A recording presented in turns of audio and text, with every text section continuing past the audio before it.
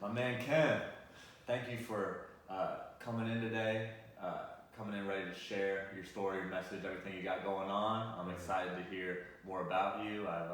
We met one time at a Creative Mornings, and then ever since then I was like, I got to get this guy on my podcast, and so I'm glad we finally sat down and are having this moment together. Appreciate you. Yeah. Appreciate it. Yeah, this is dope. Thank you for the invitation, and it's been super. Thank you for the welcome into the home. Hey, yep, right in the home, right in the studio. Yeah. But so for all the people in Charlotte and around the world that are listening who don't know who you are, give us a little introduction about yourself. Oh man, where to even start? Oh, where else? Hey, this is your story. You're writing it. Landed in Charlotte, 1 year ago, and I've taken a bit of a journey, and it's been a really cool journey going back to basics, and feel like really in a great space now, and was getting to that point where we met, as part of that, what's a good word? Unraveling or shedding of things. Yeah. And feel that in this space it feels really cool, feels really good. It actually feels like have returned, or no, a better way of saying it, have incorporated more of the childhood aspect of art back into the present state, which is cool. Yeah. It's a good union. Yeah, I like that you're doing that. I was at one point thinking I lost my imagination because I was looking up at the clouds and not seeing any shapes or any images or anything like that.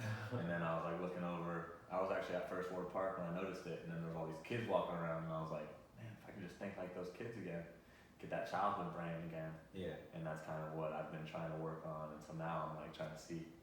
I'm seeing more images and stuff, and trying to get that imagination going. Nice. But where'd you come from? Where'd you move from before you were in Charlotte? Was on the road. Was bouncing around selling a TV show. So was making and selling the TV show. So was in Brooklyn first stint, let's say Canada, New York a lot, LA a lot, some time in Georgia.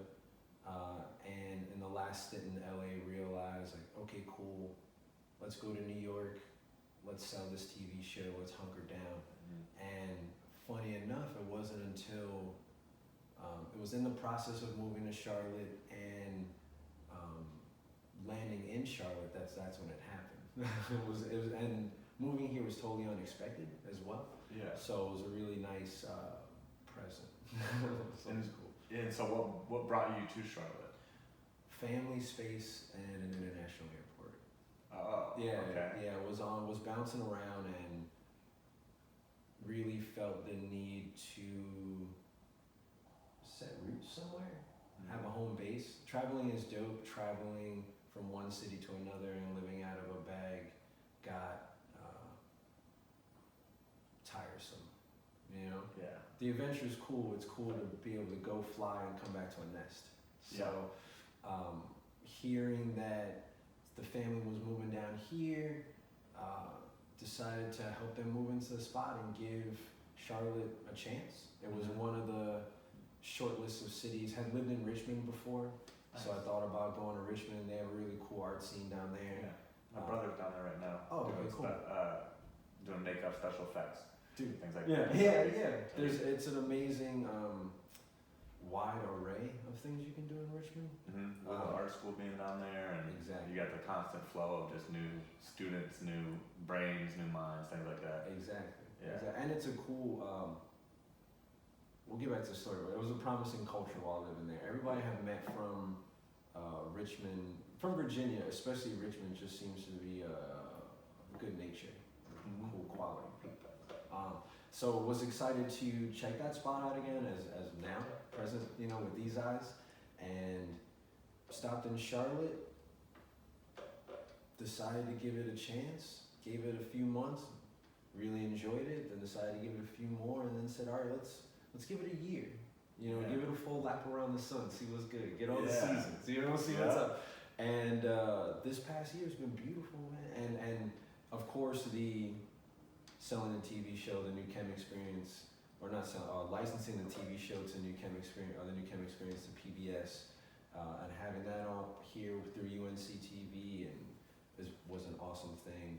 But also people, the experiences, the food. The food? Is that what you said? Yeah, the food. Yeah, You know, we got some good southern food down here. You know, the things that make you stay. Yeah. The surprises of the different cuisine too. Like living in Chicago and spending so much time in LA gained a real affinity for Mexican food. Like it always was enjoyed, but to be around that culture, and to be around the people and to be around how warm they are and how welcoming they are, and it's just like, okay, dope, cool, and started to enjoy the food even more because it's authentic food, not just the maybe what you were getting on the East Coast, you know? Yeah. And living here and being able to find those spots here in Charlotte and other things like that, touch points, you know, of familiarity and love that were found on the journey, living in so many different places, being able to see it all here in Charlotte. Yep. Because Charlotte being a city of transplants, it's like you get people from all different walks kind of moving in, bringing their culture out here and spreading it authentically. So it's like you have these little bites of different cultures in all these different places that you can kind of find. And I kind of noticed that too, because I was on the road traveling with NASCAR, and so I know what you mean by living on the road. I was on 38 weekends a year in a different city. From February to Thanksgiving, it gets intense, and I felt like I didn't have a home here when I left. Oh, okay. And so I felt like I was all alone after I left NASCAR, and that's kind of why I started this podcast and everything. And so I definitely understand, because I was in a position where I was like, do I move out of Charlotte now that I'm not in NASCAR anymore, or do I give it a shot? Yeah. And that was 2 years ago, so I gave it I'm still giving it a shot. Yeah. But tell me a little bit about this TV show that you were working on and the art that you're currently doing right now. Let's dive into that a little bit.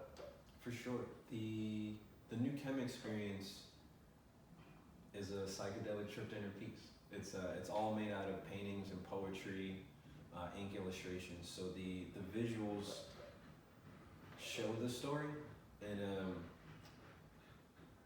more mythological way, you know, a little more of a narrative to it, while the poetry and the narration grounds it, so you can understand maybe more the personal inflection or what the personal thoughts that were going through while this painting was getting made, you know? And it all tells a story where you go through those moments of, oh, what is this? What's going on? Okay, what's this? You sort through it, you start peeling things back, and then you start really delving into the self, whatever it is for you, you know, the mind, the heart, you know, the body, and starting to figure it out and unraveling that and figuring out what works for you and what is this and purpose and all those questions that are extremely personal, but also universal. Yeah, the ones that no one else is going to answer for you. Exactly. It's the ones that, it's like the question that's proposed and then everyone else has a different answer. Yes. It's those ones. And so how do you express that through, because this is your feeling of it, you're expressing it. Yes. And so how do you express that on a level where everybody can kind of understand it? It was really, art's really great. Art's great because you can show a small silhouette of a being floating through an abyss with a giant planet, you know, and it'd be a still image, and people are like, oh, okay, they automatically get loneliness. Yeah. You know, or you get the voyage. You know, so it's like, oh, okay, cool. So it's those visuals of like that universal, supernatural, metaphysical language that we all use through different faith-based religions or just philosophies, and also ancient symbolism that's run through human culture.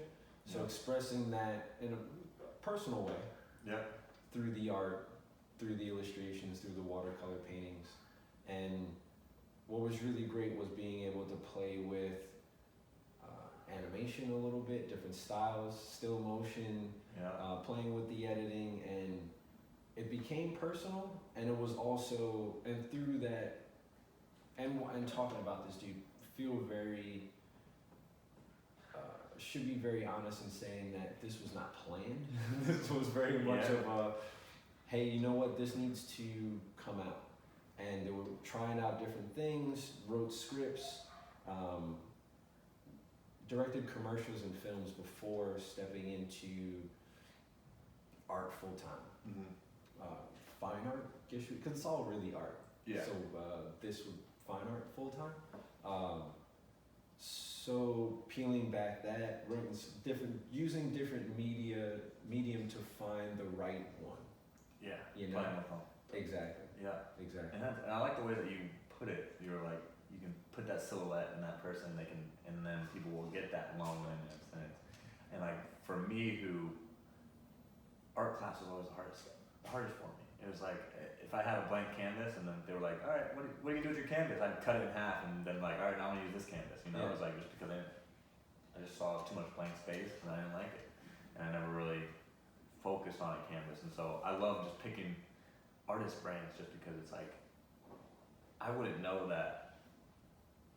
Like I could look at that piece and get loneliness, but I wouldn't know how to project loneliness onto the canvas. You know what I'm saying? And that's awesome. You know, that you just expressed it because I think there is a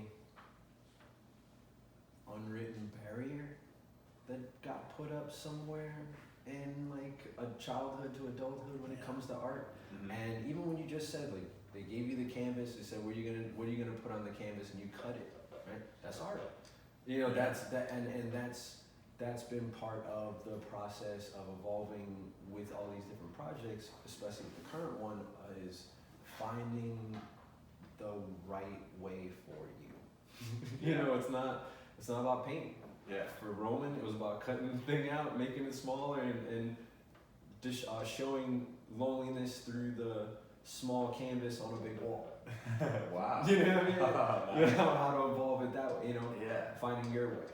Man. Yeah,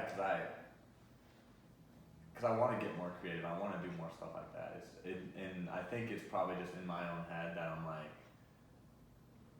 just like talking to myself crazy about this canvas, you know, when I can literally put anything I want on it and it doesn't matter and it doesn't worry about what other people think about it, things like that. It's like I just got to get past myself. And so, did you ever have that problem, or find the solution while you were finding or working with these different mediums, trying to find the right one? Oh, for sure. It's a continuous exercise. Growing up in childhood, had these piles of sketchbooks. People never saw the work though. Yeah. Rarely shared the work outwardly. And that's been a big step, making a TV show, you know? Yeah. And licensing that and sharing it. You know, Instagram, for whatever you want to say about social media, it is helpful for this artist, I would imagine for other artists, to be able to share it freely. Mm-hmm. Cool, nobody's looking. Awesome. Put it up on the wall. Yeah. And now you've done it, because that's a big part of the art that maybe gets overlooked, is making it. Is just putting it on the paper or putting it on the wall, or not even, just putting it out and from this mental space into this physical space. Yeah. And then from that point, letting it be, and then moving on to the next thing. Because the only way you can, better's a really weird term to use. Mm-hmm. Progress. Okay, progress. The only way you can progress at something is to keep doing it. Yeah. You know, it's like a muscle. Art is definitely a muscle. Imagination, Yeah. creativity is definitely a muscle. Yeah. And once you start really working it out, it becomes a good flow. Then you can express yourself freely. Do you have a favorite medium that you express yourself freely on? It's always been pen. Pen. Yeah, it's No always erasing. been pen. Yeah. No Yeah, erasing. like No need to pencils and stuff like that. Like the there were just so many pens in the house. You know, Yeah. they're just always, you know, Yeah. there's always a pen in the house from some from a laundromat, or there's a Yeah. insurance Some company, law or there's a firm. law firm. Yeah, yeah. Always handing out pens. Exactly. There may not be markers or crayons or this or that, but there's definitely some pens. Yeah, you find a pencil, it's like now you gotta find a sharpener. Exactly. You know, it may break, but you know, you got the pencil. You're working that out. Yeah. There you go. That's what made it easy. So learning how to draw with a ballpoint pen, Mm-hmm. you know, drawing felt intuitive. Would say that refining and crafting and getting into the craft of drawing through the ballpoint pen, and in class drawing in the margins Yeah. of the papers and stuff like that, and drawing these scenes and stuff and portraits, and that has grown to finding how to, now it's like, okay, well, there's a desire to do murals, there's a desire to do larger scale work. How do you do it? So you learn how to, you know how to paint, you relearn how to paint. That's cool. However, it's not your instrument. Yeah. So what's your instrument? How are you gonna draw on a wall? Yeah. Oh, okay. So, and that took a little bit too, of finding the right acrylic markers. Dope. Yeah. Yeah. And the only way to get there was to just get it out and figure it out and do that. So yeah, right now it feels, the acrylic markers are dope, and actually have started to draw on the phone. And that app, yeah, Nice. have found that to sketching on that solves two issues of not wanting to be wasteful with paper. Yeah. Just found like was going through reams of it and it didn't sit right. Yeah. And also, if you can draw with your fingers, That's and what you I was can gonna say, understand. figure, Yeah, you can understand a finger painting. You can understand a wall mural. There's a micro to macro, or is it macro to micro? Yeah. Yeah. Whichever. Yeah, thumbnail to large scale. Yeah. Yeah. Yeah. Do you you mentioned that going to like the murals and wall paintings? Have you done any of those? Yes. Do you have in Charlotte? Yes. Oh man, where can we find those? Working on one right now. Well, there have been for more private.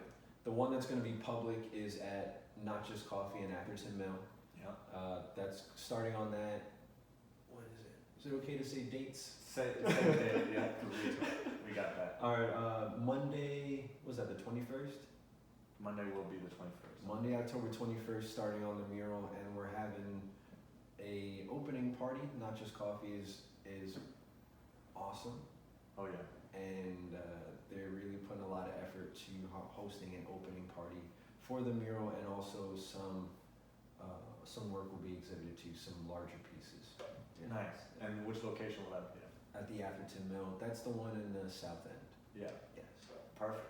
I love that. That's a good location too. They got the jazz nights on Thursdays and everything like that. Yeah, dude, they do a nice setup. Was introduced, knew the location and had been around, and saw the live event side of it through the loft sessions, which was really dope. Nice. Yeah, it was cool to Yeah. see how they did it. Oh yeah, and then started seeing all the work on the walls. Different photographers have been up. It's been really dope.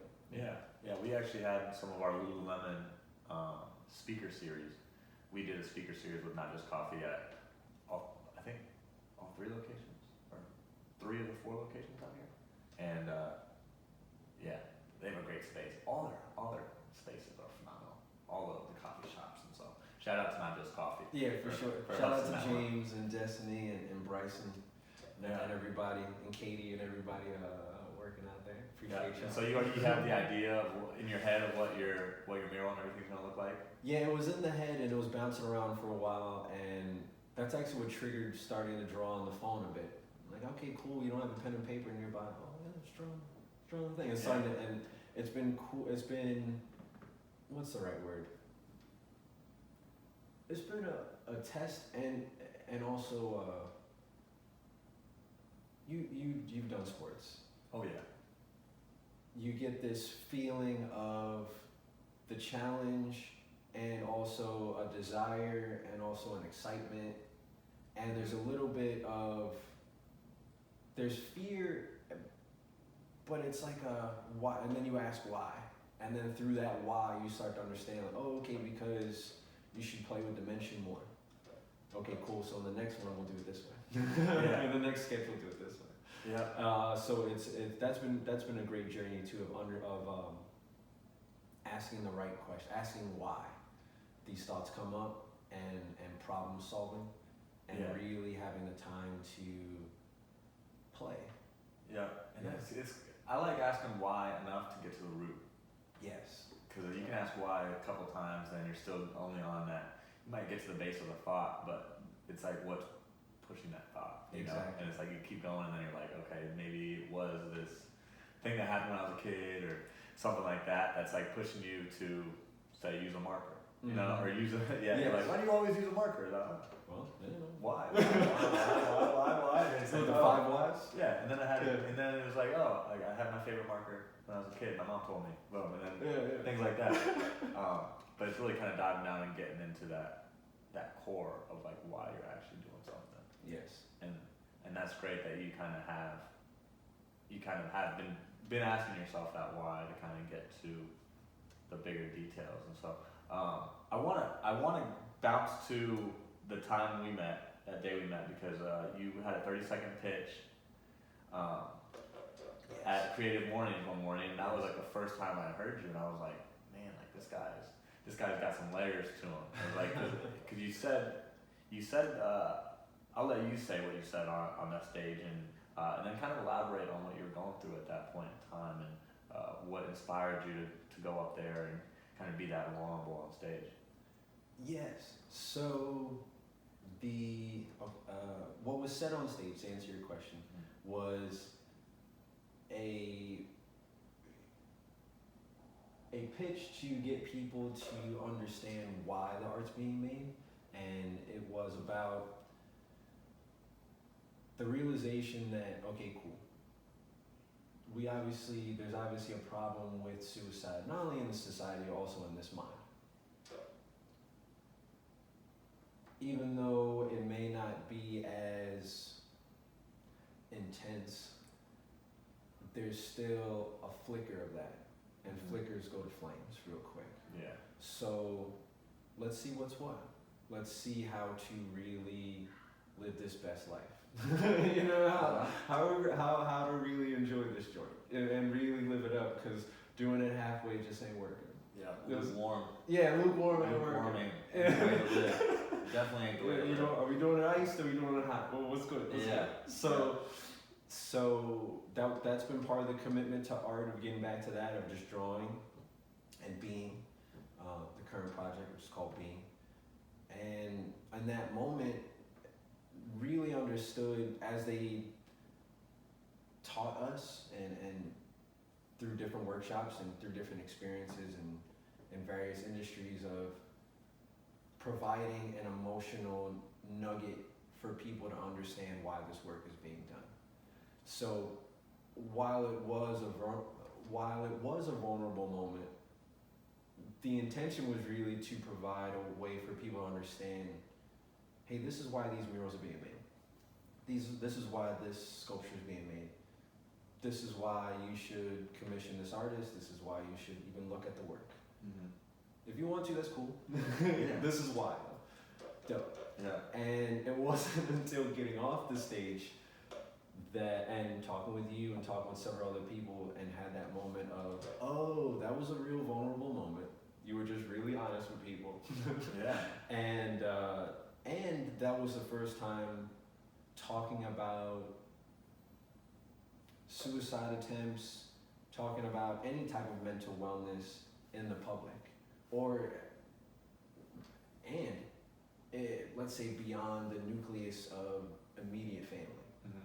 So, and that was in front of 200 people, yeah, as well as, you know, we live in the digital age now, so it was on the internet, and personally posted it because wanted to, in the same vein of wanting to announce this business and wanting to get the business out there, yeah, and then realizing, oh snap, as a family member said, yeah, you kind of outed yourself. You outed yourself, and you expressed these more personal thoughts that aren't openly expressed to a couple hundred people and on the internet, so the whole humanity, you know, all at once. Yeah. Going from, let's say, just mom and dad knowing about it, yeah, and being able to, and not even just knowing about it, loving about it, respectful about it, understanding about it, compassion, and continuing to grow that respect and relationship around it, you know, and understand what was going on, or what is going on. And that is probably why it was not a big deal in this mind to just like say it, because I had been living with it for so long and I had been taking the steps to better the situation, to understand the situation, to really enjoy life and not just say that you're enjoying life, and get down to the roots of that happiness and enjoyment. What really triggers those things, and on the flip side, understanding what triggers other emotions, because that's a part of life too. Dealing with the emotions and understanding, a lot of understanding too. A lot of understanding what you need in order to process that stuff. Cool. Moving forward, dope. Take the time, use the space, all the stuff. I thought that was awesome, just because I've volunteered and I've been to a good amount of creative mornings in the past year, and I've heard a lot of 30-second pitches, but I've never felt that connection with somebody after a 30-second pitch, because most of the time they're just saying all the information, and it wasn't something that I could that you connect with, you know? It was nothing. Most people don't say anything personal about themselves. They just say what their organization, what they're doing. 30 seconds, short period of time. It is. Short period. So you literally said that, and then it felt like the whole room was now like connected. It felt like all the energies kind of synced up together, and it was like, it was a very. We could kind of feel that. Yes. We felt it was that. a moment. It was a moment. Yeah, it definitely was, and didn't expect that. And it was practice. You go through the muscle memory. Your vocal cords, your jaw, your face are muscles. You know, you go through, it's just like a basketball shot, just like a layup. You go through the muscle memory of it, and you recite it over and over again, and you give pauses, and you understand inflection and intonation and all that stuff. And then you're on stage, and you open up about that, and you don't anticipate or expect the human reaction, the human moment. And that was a thing. And there was milliseconds of feeling that energy from the crowd, like, oh, snap. They felt that. Okay, cool. Oh yeah, go into the rest of the pitch. I took out 20 seconds. And in that moment, felt the energy. Did not quite understand what that energy was. It wasn't until afterwards, and speaking with people and them opening up about their own experiences with their mental wellness, maybe their suicide attempts, their depression, their own anxieties about things. And, huge shout out to Mental Health America of Central Carolinas. We also talked after that as well, and it was great to speak with them and other organizations that are doing a lot for mental health here in North Carolina, and mental health on a global scale. Because you touch all these people in Carolina and Charlotte, and like you're saying, this is a very transient city. A lot of people go back to their own respective homes or just fly out to wherever. It's a very international city on the low. It's low key. And so, I want to just thank you for sharing everything like that. Do you have any thought or any thoughts or recommendations or anything for people that might be feeling these feelings? Anything that any advice for them that you could possibly give them to help them push through these situations? Yes, and happy you said push. Sometimes I don't understand when a personal revelation has been understanding when to take the foot off the gas, put it in park, and really just rest. I think that let's say we've grown up, because we think we're moving out of it. There's enough people now we're moving out. We definitely have grown up in a society where working hard, whatever the background is, as an immigrant, as a person, as a descendant of stolen African kings and queens who are now here, as an immigrant from another country, maybe you have this sense of work ethic because you grew up here in America and you have to work this certain way and you have to provide a certain way from your family, and rest was looked at as almost as a negative. Sleep was something that you definitely didn't want to be caught doing if you were, working in a certain situation, depending on where your family's from. And that is processed down to the generations. And I think now we are waking up to and understanding that we need sleep. You need to sit down. Yep. Meditation is cool. Meditation is not. Meditation is damn cool. Yeah. Meditation isn't non-scientific anymore. Yeah. It's very scientific. It's not woo-woo anymore. Yeah. It's not just something. You can track these. You can track you can quantitatively track the results and understanding being around nature, like we were talking about earlier. All these different things we're starting to wake up from and understand it and incorporate it into our lives. So that's been a big thing on the personal front, and hope that people think a lot of people are understanding that within themselves, and would encourage people to listen and actively listen to that voice inside that, like, it's cool. You're gonna take this nap and enjoy this nap and wake up from this nap and not feel guilty about the nap, and maybe grab that snack before you go somewhere so you're not malnourished. All the little things that you would encourage somebody else to do and yet you don't do for yourself. Yeah. It sounds like almost like enjoying the process. It's Dude, like and just enjoying every day for what it is, whether it is laying down and taking a nap or grabbing that snack that you shouldn't need at 10 p.m. But it's YOLO, Yeah, and like, what is that snack? I had the hugest sweet tooth, so it's been finding what that snack is now. It has evolved from maybe one of those frozen pops, something maybe a little healthier.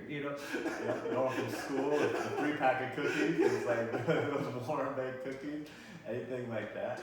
But it's like it's knowing and not feeling guilty about those things. Dude, for sure. And just like don't be so hard on yourself. Like, you just gotta you can have that. It's like when if you're driving somewhere and you hit a speed bump, you have to slow down and you have to get over the speed bump, and it's like when you get to your destination, you're not gonna remember the speed bump. That's kind of how I tell people. It's like you're not gonna remember that speed bump when you get into that destination. So why let it affect you? Yeah. It's crazy things like that that like just kind of put into perspective. Was driving to therapy, right? Driving to therapy, and it takes a certain amount of time to get there, so you leave a little beforehand, and you're driving through the neighborhoods, and was taking this swoop turn, went over a speed bump, and in the distance see this object. I'm like, that's a big rock. All that rock is moving. Oh, it's a tortoise. There's a tortoise in the road, G. Okay, so stop the whip, put the hazards on, looked around, made sure nobody was coming, rolled up on the tortoise, announced the presence, didn't want to just startle a homie. What up? What's good? Here to help. Would you like some help? Yeah. Cool. Scooped. And then I started doing the air swim. Yeah. Like, okay, cool, you're comfortable, we're cozy. This Jeep was flying around the corner, and it slowed down, and we waved, and it had the driver had a huge smile on his or her face. Couldn't make out the gender, but just saw the smile, So just saw the smile, like, okay, dope, you're in. Gently placed the tortoise in the grass, way in the next part of the land. Bounced, went back to hop in the whip, and would drive to therapy, and had a laugh in the car, because was in a little bit of a rush to get there, so maybe, was taking those turns a little tight and took that speed bump and saw that tortoise. Of course, man. Yeah, take the time. If there's not a bigger sign to chill out and just take a moment, relax, and enjoy the full drive. Yeah. And relax is a big tortoise crossing the street, and in the middle of the afternoon. Yeah. If you can't take a moment for yourself, take a moment for the tortoise. Yo, for sure. That's the message. You just gotta find that moment wherever it is. It's in there. And so whether it's for yourself, for the tortoise, for your best friend, for anything like that, you can always find that moment. Yeah, you gotta air swim. Yeah. Sometimes you gotta air swim before you hit the water. Oh man, I love that story. And so after I met you and heard you speak and talk to you for a little bit, I finally saw what I see as the three. I see it as a three-eyed smiley face. Perfect. Is that and I loved it. It was like it almost reminds me of those doodles, like you said, that you just do when you're on the margins of the papers. And I used to have the one that had the 6 lines, and then you connect and make that S. You know what I'm talking about? And then you had that little S. That's where I originally saw it from, and I was like, oh, that's 3 lines. And I like the smiley face, and so that's kind of been one of your like key brand logos. And so tell us a little bit about how you came up with that and what that means to you. A lot of coming out of the new Khem Experience, there was a large desire to succinctly express the current state. How to express how this feels, this state of what some people would say Zen, or other people would say Nirvana. It's very continuous. It's awesome, you know, and it's not without its bliss and pains. It's just that you're in it. Yeah. You know, how to express this succinctly and so people can get it, and utilizing all the experience from art school to advertising to film and really, you know, you say brand, and then this was taking that language and also incorporating the iconography from, you know, Sumerian and East African and West African cultures, and understanding, you know, where we are as an American culture now. Now we call it brands, but before they were just symbols. Yeah, you know? it was just a logo. Exactly, exactly. Yeah. So, okay, how to express, okay, the 2 eyes, where did it all start? It all started when you just really decided to smile. You committed to smiling. And that's really where it really started to take off, where walking around New York City, which is not, especially in the borough of Brooklyn and Queens and Harlem and the Bronx and Staten Island, there's not a lot of smiling. Was living in Brooklyn at the time and really decided to embrace the neighborhood and say, you know what, nah, we're gonna smile. You're gonna say hi to people on the street. You're gonna treat it like it's a neighborhood because you live here. And it doesn't matter that you're surrounded by skyscrapers. It doesn't matter that it's just a whole bunch of bars and clubs here. Yeah. Commit and see what happens. And then all of a sudden, the 2 eyes got a little clearer. You know, like, okay, dope. And that mind's eye got super clear. And started to meet people, the neighbors, and meeting people who worked there, that lived in the neighborhood, that worked in these big glass buildings now, and bouncing around, and meeting the people that work in the big glass buildings too, that are young professionals that live in the neighborhood too and shouldn't be looked down upon. Yeah. You know, we all live here together. We're all in this together. We're all figuring it out. We're all trying to make this happen. Yeah. You know, we're all trying to make this happen. And as long as it's done with love, and as long as it's done with intention, I think that progress can be made. And that was found there too. I'm like, oh, a lot of understanding, a lot of compassion. Started meeting a lot of people in these buildings and building a sense of community. Mm-hmm. In Williamsburg, which you may not think of immediately as a community. You may think of it more as a destination to go visit. You know, in Virginia? In Brooklyn. Oh, in Brooklyn. Okay. Yeah. So that was cool, and that's really where it started. So taking that memory and applying it to using the experience and drawing that bottom curl line, smile, and drawing the 3 lines and seeing, okay, cool, you get that, you get it, you made it. Let's see if other people get it. And it's really been rewarding and I guess promising to hear you say, yeah, the 3-eyed smiley face. Yeah. Dope. You know, and the official name for it is Being. The official project name is Being. That's been the best way to verbalize it to people. Yeah, it's just being.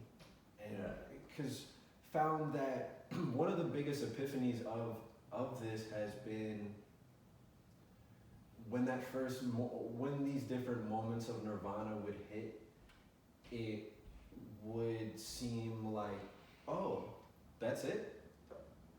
That's it. It's not this super outworldly thing. You're tripping out. You see, you know what I mean, like hallucinatory thing. It's just this, and maybe the leaves falling off this tree with the light hitting in a certain way. It looks like golden flakes through the sky, and you just enjoy that a little moment, and you find that nirvana in that, and you remember that, and then when you're out walking through uptown Charlotte and you stub your toe on something, you stub your toe on the curb, you still have that same present feeling in the moment and that same texture and love that's in it. It's just with a different stimuli. Yeah. And then you start that the moments that were once flickering now become a continuous wave, a continuous current. You know, so if you're flipping the light switch off and on for a little bit, all of a sudden it's just on. You're like, oh yeah. No, I definitely understand that, and I think I saw it at a good time too, because this was at a time where it was like I was meditating a lot, and then it was almost like I was opening up that third eye, like, and so so I feel like if I had seen it before, I would have been like, what's that dude's nose doing right between his eyes? And then I was like, and then now it's like, oh, that's easily a third eye. And like, even in some of your animations and things like that, when it's like you can see like the eyes blinking a little bit and having some fun with that, it's like I see that it's the two eyes open, the third eye, and it's like looking at everything through three eyes on. Like, and so that's just little things that I take away from your art, and I love seeing it because like you'll have these images where there's a bigger image, but then you can see all the little faces too, all little faces inside and out there, and everything like that. So I love seeing your artwork. I can't wait to see that mural and everything too. I'm excited. Yeah, it's gonna be fun, and it's evolving every day, which is cool. Have had to learn how to flow with that. That's been a cool thing of letting go of one idea to embrace this new one, and then see where that goes, and cultivating that, and knowing that. Have you ever run a marathon, or have you ever done any races? Done a 10K. Okay, cool. Yeah. So when you're leading up to the main event, you know, you run a little bit, and then you do the full distance the day of. You may train up to 5K or a certain amount of miles, and then the 10K you do the full 10K. If you're not already running 10K as your practice, you know. Yeah. Kind of the same deal, you know, being able to do these different things, and then the day of even shed those and be able to be in that moment and let the wall show what it is. You kind of show up, and it's almost like excavation. You know, an archaeologist. Yeah, when you're unveiling, when they got the little brush. Yeah, when they got the little brush, and like, they're doing the thing. Yeah. Let's see what this thing really is. Yes, exactly. Yeah. Exactly. Wow. Yeah. That's awesome. And so, how have you grown as like a person through growing as an artist too?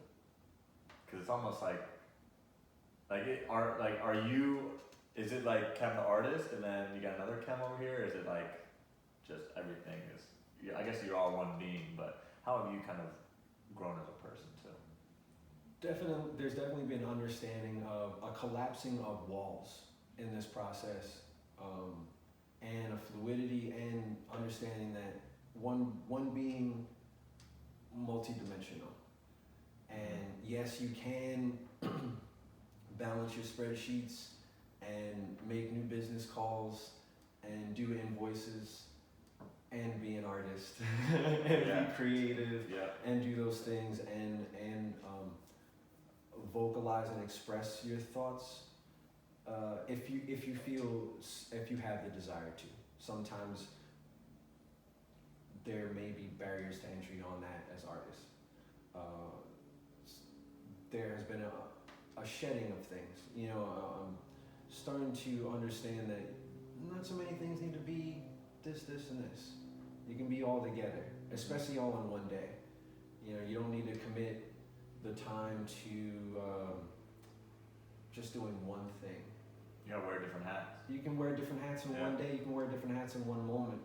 And embracing that and living in that, which has been really cool. And the art has definitely helped with that. Even in the moment, drawing different things and let's let it go. No, let's walk away from that style. Let's embrace this. Let's finding the courage to move forward with something, even though people have expressed that they like it, they like what you have done, and think that has definitely translated into other personal aspects of the life, being able to try new things and really trust the intuition. This mind really was, and still is, logic-based. Really taught scientific method. What's the data?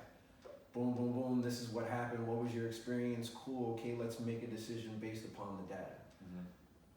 Simultaneously, there has been a more of a confidence and a respect to the intuition, because you need both. You have to follow the intuition in order to step out and take the action, and then from that action, understanding what the data is, that's where the wisdom is, and then you can make the next step. Yeah. And that's been a really cool moment of, seeing that in the personal life, and then applying it to a drawing, and then in the moment of the drawing, like, oh snap, yeah, this should definitely happen more in the personal life. Yeah. And it's like walking, left foot, right foot, left foot, right foot. So one influences the other, and progress is made on both fronts, which has been really cool. Yeah, I mean, everything you're saying is like, I'm going through this process with the podcast too, guessing and checking, trying different things, and then if you had to ask me if the podcast has helped me grow, I'd say tremendously. Not even just from the conversations that I've had with the people and things I've learned from them, but just the art of problem solving and the art of putting yourself out there and just making it happen week after week, finding a way and jumping through obstacles. Like I told you, the obstacles I gotta jump over for the one I recorded the other day already. It's like, that's gonna be a new process I gotta learn, but it's like always continuously growing as well. And so it's like, I'm growing as a podcaster, I'm growing as a person, I'm growing as a human, and at the same time, I'm just being. Word. Which is magical. And respecting those obstacles. There have been certain things that have come up, and in the moment, there was definitely some griping. Definitely some internal griping of why is this happening? Why are these extra steps or hurdles need to be, overcome? And then, fast forward, you're in the present moment of something, and you're doing, because that experience in the past happened. Now this present moment is so much easier. Yeah. I call it the mistakes you only have to make once. Word. No, mistakes you only have to make once, and then you're just like, I'm glad I'm not sitting in that chair when I was once before. Yeah. So I definitely feel those. And so over the course of all your artistry and everything like that, I assume you developed some habits, some good habits. And so what are some habits that you would recommend to other people that you do, whether it's something you do before you start getting into your creative artistic expression, something that just gets you more out of your day, your week, anything like that? Like, what are some habits that you've built up that have helped you grow?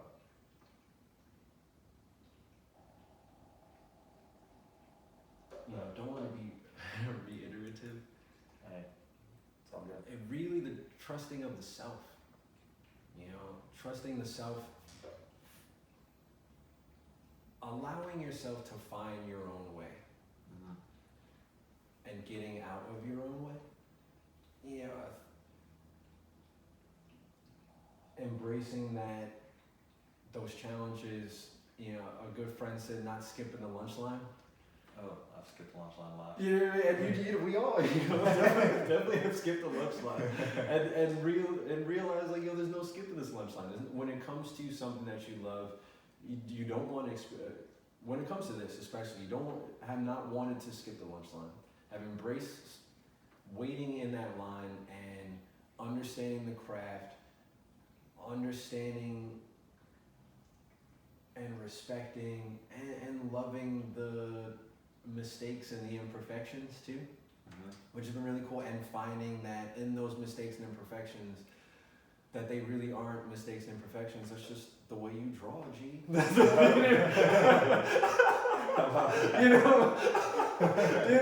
the way you draw. Yeah. So, and loving that, and then all of a sudden that starts to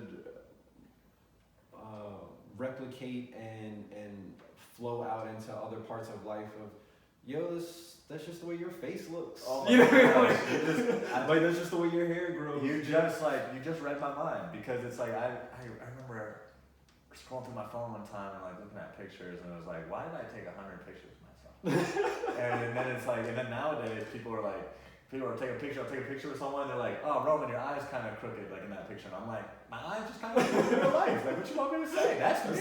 That's me in that picture. You caught that angle. So it's like, I like that you literally read my mind in that. I was like, I'm gonna hold on to this. Yeah. But it's a continuous thing, and it's not a, oh, that's solved. It's a, oh, hey, that's a thing. Didn't know that was a thing. Let's make that capital T thing a lowercase t thing now. Yeah. It's just, and keep tone that down a little bit. Word. Because that ain't serving me. It's like having that belief ain't serving me. So let's just and finding those habits too. Yeah. That's been the thing of reinforcing the good habits and strengthening those and cultivating those, and also being real and understanding that, hey, these are habits that aren't serving you. Yeah. Quote unquote bad, they're just not serving you. Yeah. So what can be done to replace those? And I love that, like when it comes to habits, it's like, because you only have a certain amount of time during the day, and then you only have a certain amount of time in your morning routine or anything. You can't have a 10-hour morning routine. You can do whatever you want, but most of the time it's like you have a good habit that's gonna replace a bad habit. Yes. Whether it's like, I'm gonna wake up, and like for me it was like, wake up and meditate, replace hitting snooze 3 times. And it's like, and it's quick, Yeah. And it's like, it's almost, to do this, I have to let go of this. Yes. And it's huge to notice that, because it's like, if I hit snooze 3 times and then meditate it, it's like, it's a different day. It's a whole different day. Yeah. And so it's like finding those, identifying them that they're not serving you, and then replacing it with something that you think is going to better yourself in the short run and the long run. Yeah. Yeah. And you don't, personally, sometimes didn't realize how beneficial or awesome it would be in the long term. Just knew that short term, this is what needed to happen. Mm-hmm. And sometimes that's all you need. It's just right now, probably should eat some more leafy greens. Let's see how that rocks. Now, or right now, probably should let go of self-destructive thoughts. Let's not tear down an idea before you even made it. Yeah. Let's make it, and through that process of making it, you start to see the possibilities and more doors opening up. Mm-hmm. That's been a thing too, of understanding that, learning when to do the critique, Yeah. and if it's even really necessary. There's a process in art school and process in creativity that's maybe taught of putting it up on the wall and then doing the criticizing, and sometimes that is beneficial to say, hey, there should be improvement on these things. When that happens, has been a thing. Let's not let it happen in the mind. Let's let it happen when it's on the wall and it's done, and you've had the fun and you've learned some other lessons, and you can walk away from it and then come back. Yeah. They're separate processes. Separate moments. It's like you can't create and critique at the same time. Dude, you can't create and edit at the same time. Yes. It's like, let the creative juices just flow as much as possible, and then come back when you're in editing mode and edit it, Exactly. it's like if you try and do them together, you're just gonna start building. You're building and breaking at the same time. Exactly. Yeah. Exactly. And not making any progress. Exactly. You're just taking. Exactly. Yeah. You're just taking yourself down. Exactly. You're knocking off the sand castle at the foundation. Yeah. You just put it up. Oh, it's trash. You're like, man, that one corner looked good. Yo, look pretty dope. Yeah. That's funny. That's real funny. And so I always try and end with this question because I think that I can take a page out of anyone's book and essentially put it into my book. And so if you could take a page out of your personal story, your personal book, and give it to the world, what would that page kind of say about you?